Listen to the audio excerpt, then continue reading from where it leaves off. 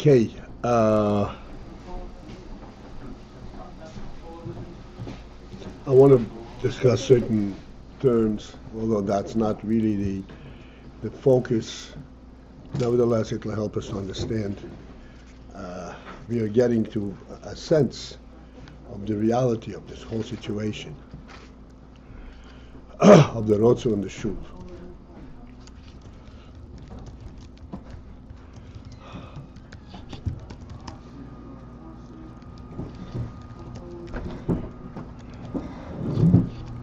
So, we said that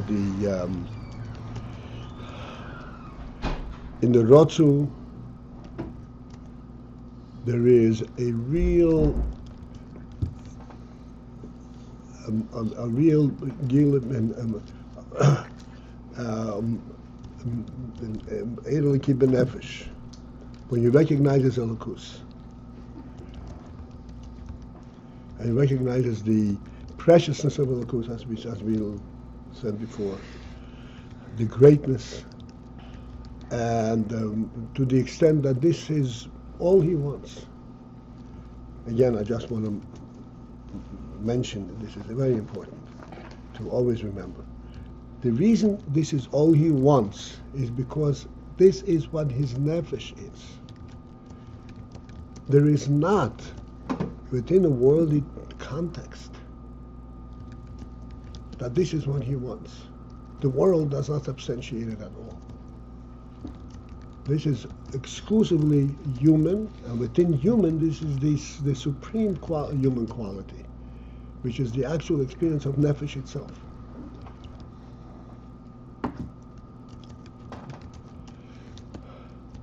When one completely abandons, goes beyond any worldly calculations, worldly gain,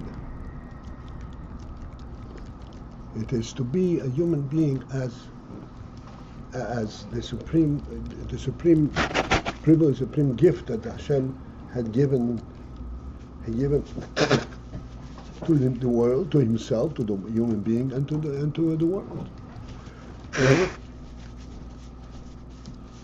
That's what it's. That is it. This is why it's attractive. Like we explained I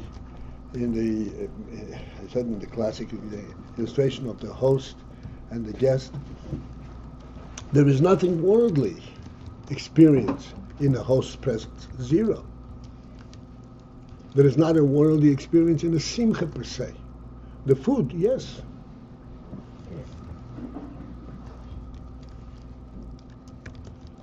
You eat the food, your belly becomes full, you walk away with a full belly. You've taken something. This is exclusively a neshama experience. And in that itself, as we're going to see, there is different daryas. In the Rotzu, it is a neshama experience in the sense that this is all that is appreciated. He doesn't really experience it, because it's still through his bonus. There's a gili lakus benafshoy, to the extent that he recognizes his senses, more than his margish, the gili lakus. Oh, apologize. Okay, I got it. Sorry.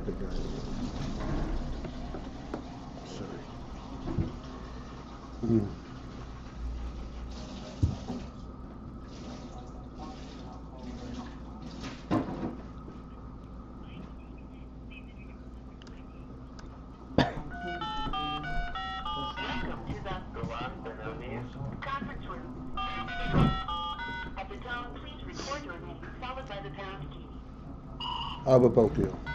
Thank you. You are participant number 2. I'm sorry, but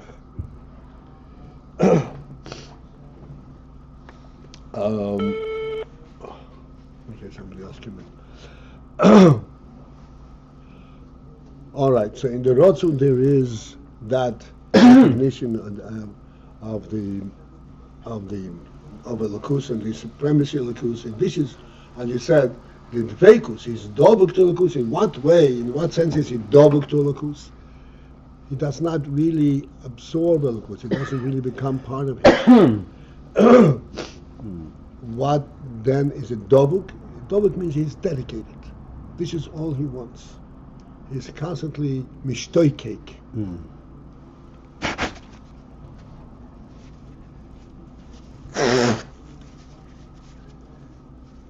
I wanted to discuss the expression shebeho ahava einoi meravet sim oinoi. The ahava does not satiate his thirst. Ahava, this is the rotzu. Ahava is not a satisfying experience. Ahava is an exciting experience. What is the expression maravet simoinu? How does tzimoin, thirst, approximate this experience? Tzimoin? Tzimoin. It's thirst.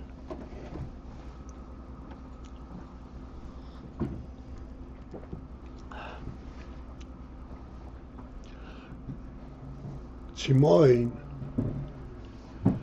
pertains exclusively to water, to thirst for water.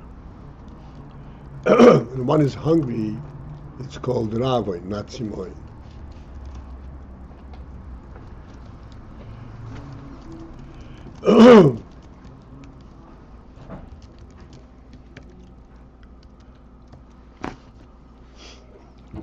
There's a fundamental difference in how one relates to food and how one relates to water, to drink, to tzimoy, to thirst.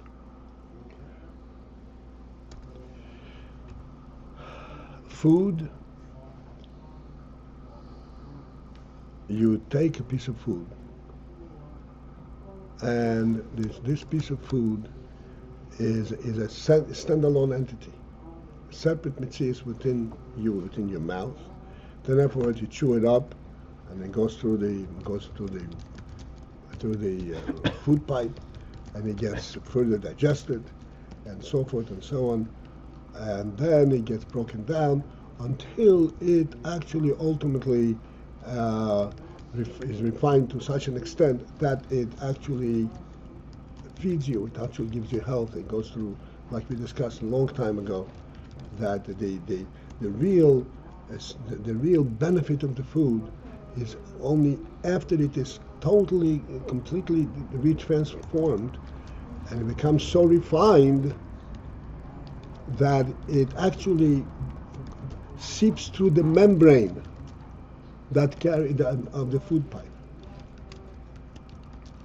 As long as it's in the pipe, it does not feed, it does not give health.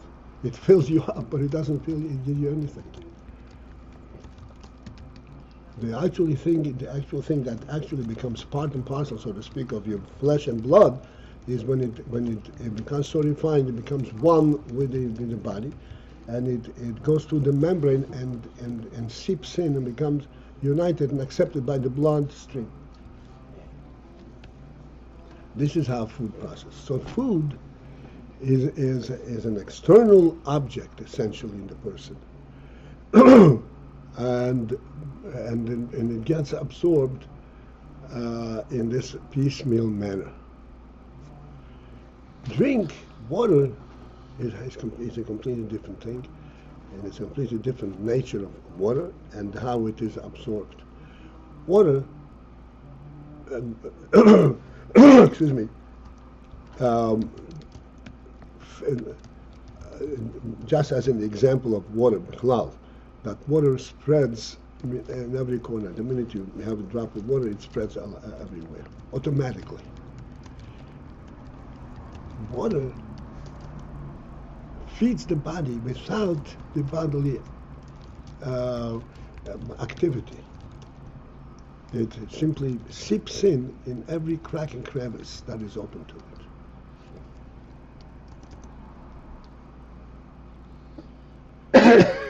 Food is something which is absorbed by your accepting it and digesting it. Water is something which seeps in on its own into any opening that is there.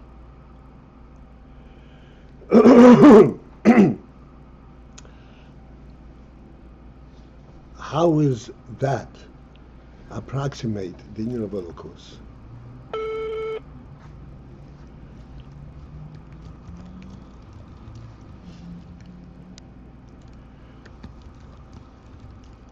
We speak all the time about the total misunderstanding and misinterpretation of life as it is in the world, in the evolutionary concept.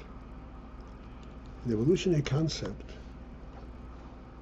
everything that a person has is by his own, or a person or anything else, by his own pursuit and his own grasping.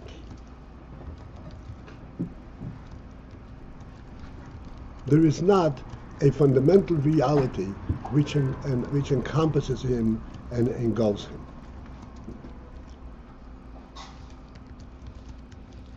That creates an enormous thirst. In other words, there is not a real reality. Everything is artificially created.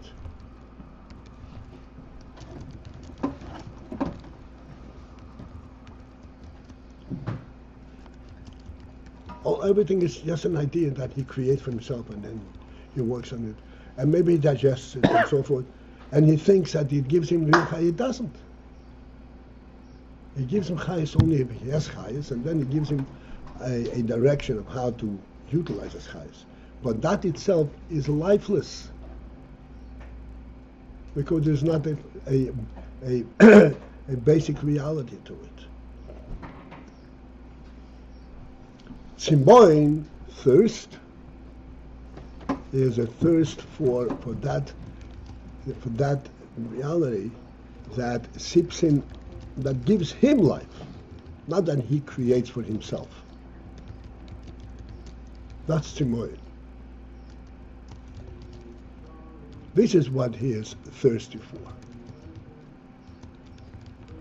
In Rotzu, he is seeking because he understands, he knows the greatness of Elokus.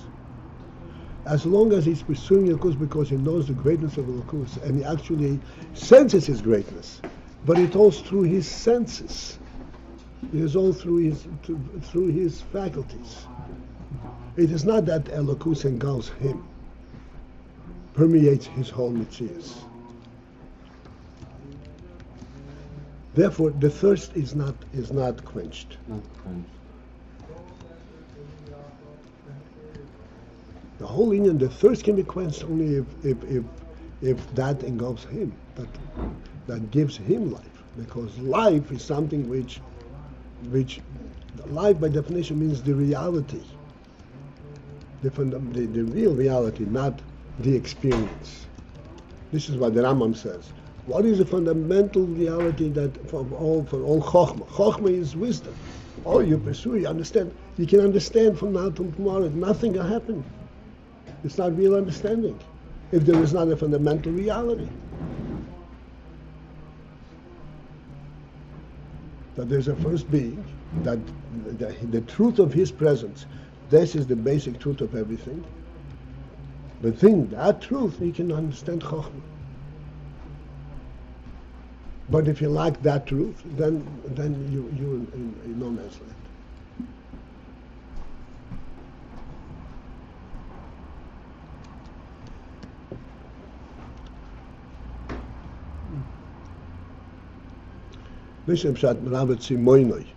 Even though he has dveikus, and he had decided, he has clearly identified what he really wants, what his, so to speak, soul's desire is. It's a desire, identified. It does not satisfy at all, in the real sense of the word.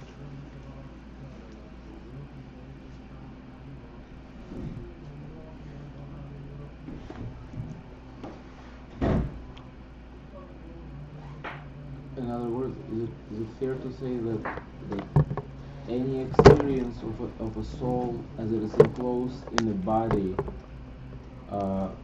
will not allow soul to quench its thirst to unite with the locus.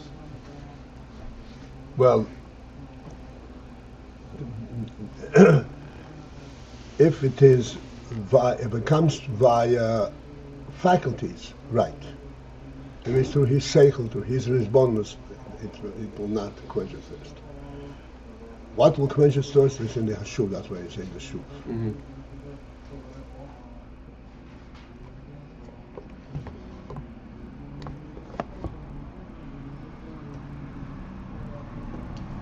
Okay, we'll start. This is 8 lines from the top. This Vov. The line starts kulhi, close parent. V'hagilui deho elikus. The gilui of the elikus. In the ahava there is the dveikus to the elikus. But there isn't the real gilui of, it says, mamush. Where is there the gilui of this elikus? Which means that he now actually experiences the godly presence. And it's not an experience, an identifiable experience. I sense this greatness, I sense this greatness. It is the Elokus presence I say amitius emotzi. Amitius emotzi. It is the Elokus presence because there's nothing that is outside of Elokus. That's the Gili Elokus. So the Gili de Elokus, hu behashuv she'achazeh, is in the shuv that follows the rotz. Again, as we discussed yesterday, the emphasis on the achazeh that follows the rotzu, because if it's not for the rotzu, then you can be more involved in the shuv, in the kelim, in the worldly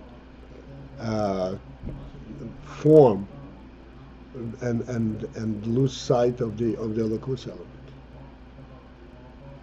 Like, for example, very simply, right? You're coming to Shabbos. Shabbos is a wonderful day. It's very human to have a day of rest. There's no elokus in this.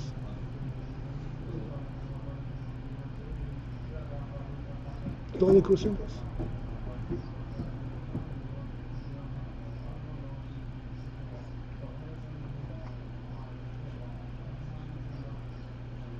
The elokus in this is that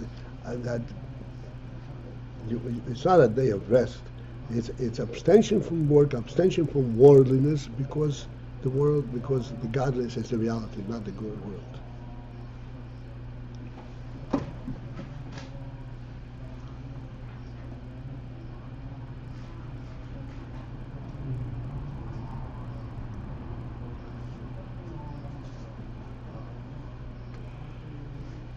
But that is true. I said, Hashuv she'achar zeh.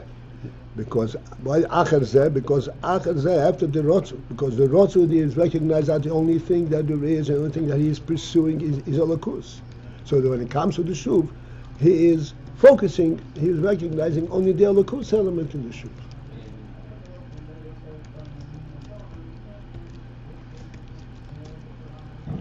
So there is some, is that? Huh? Just wondering, I'm just thinking, is this shuv, this is like a gift from above, the fact that there'll be a gilui in the shuv? In other words, it doesn't come Yes. through the Vaida. That's right. If not for Torah mitzvahs, you will not have it in a real sense. In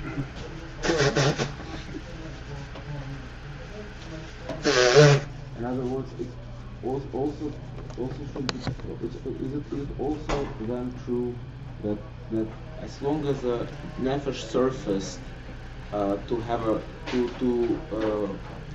cause a rot, to cause person a rot, and after that comes shuv, There is no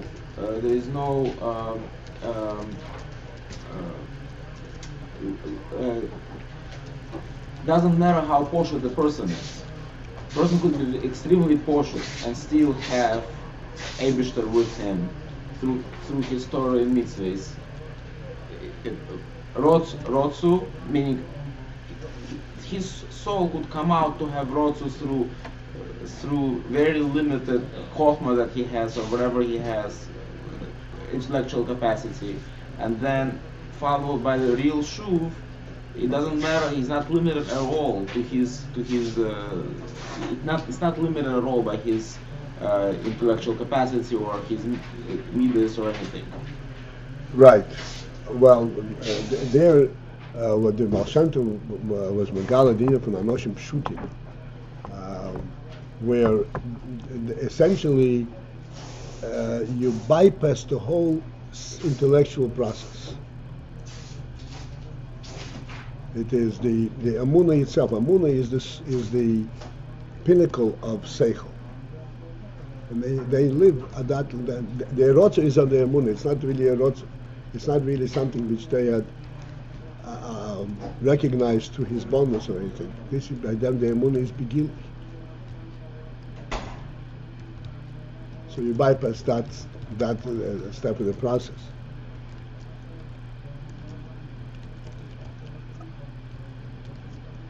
And does that lead to shuv?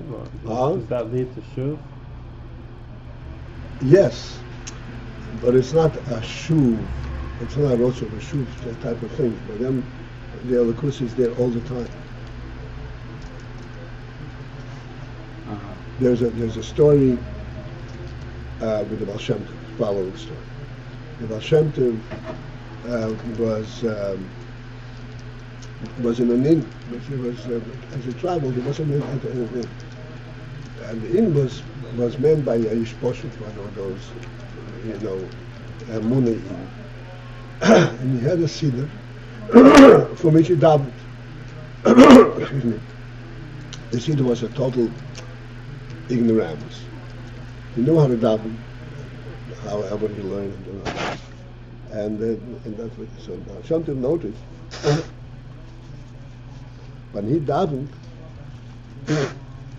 he would open the siddur from the beginning, the front cover, and he would go right straight to the end. Just the whole siddur straight across.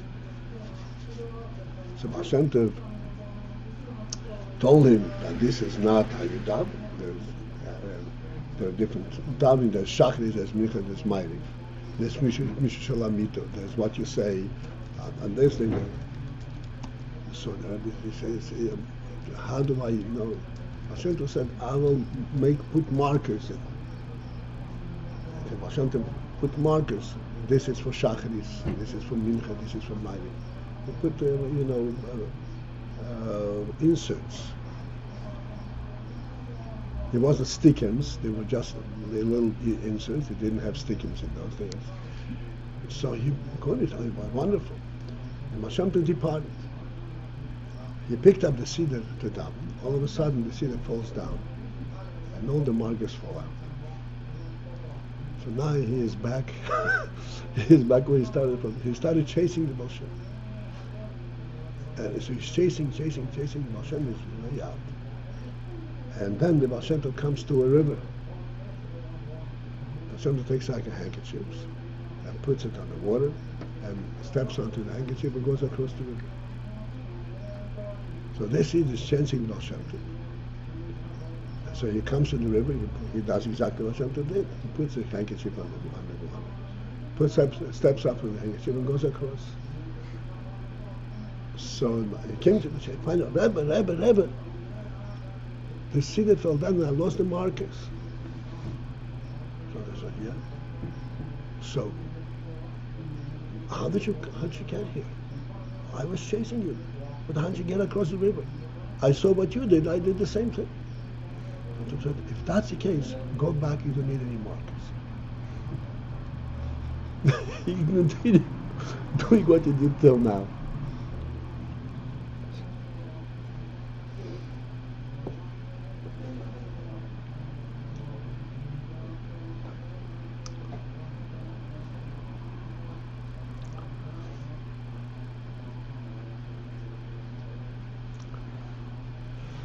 At least, okay, let's go to this line. Gili the Elokus who behashuv shachar zeh. The Gili of the Elokus, of the pure Elokus, that actually seeps through the entire Mitzvah and engulfs him completely. This is the Tzimoin. This is like water. Is in the Shuvah that's after the Beis mitzvahs, which is presented in Torah mitzvahs. In Torah mitzvahs, we have in fact the mashal of our host and guest to the fullest. Because in Esek HaTorah mitzvahs, what he is involved in is in Torah mitzvahs. He's learning, he's davening, he's putting on tefillin, he's doing a mitzvah. But what is the reality that makes all of that real? Just like in the case of the host and the meal. What gives the meal its reality? The presence of the host. The presence of the host is nothing. There's no activity. Just the presence itself, that engulfs him. This is what's in Torah mitzvahs. It's not this specific, even though there is kavonas and mitzvahs and all that, but the main thing is he's doing the mitzvah, and doing the mitzvah, this is in the presence of the Meibush. The mitzvah is only almost to the point of symbolic of Hashem's presence.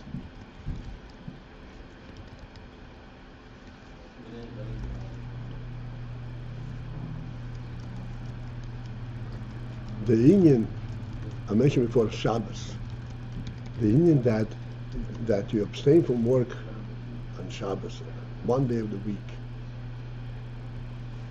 The statement in that is not that it's human to take a rest from work, but that you are not really in a worldly context, you're in a godly context. That the main thing in the world is not the created, but it is the creator. And the creator's presence is there without any effort. This is the reality.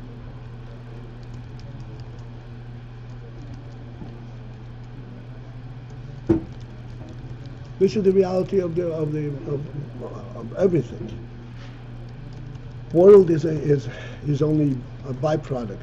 It's only a trigger to recognize the creator. But essentially what you're relating to is the creator. This is Torah mitzvahs. Shebozeh meir gili elokus.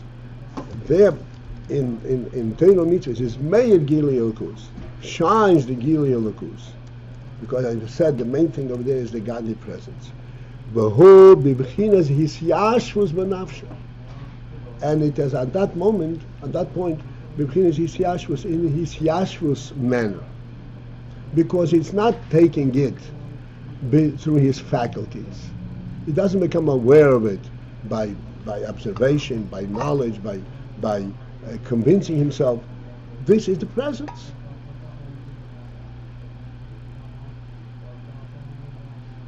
A Torah mitzvah is something which came to him from above. It is not that he understood in the world you're supposed to act this way. This is the way it was before Matan Torah. But after Matan Torah, this came now it's right there automatically. This is Meravet Shimoyna.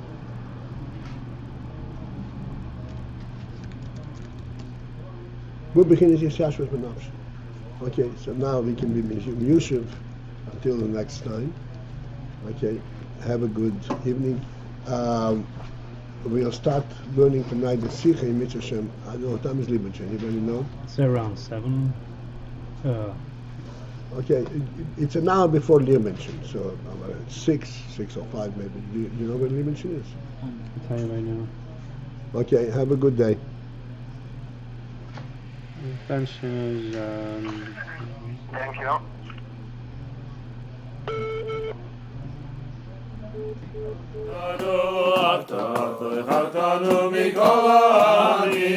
Mikol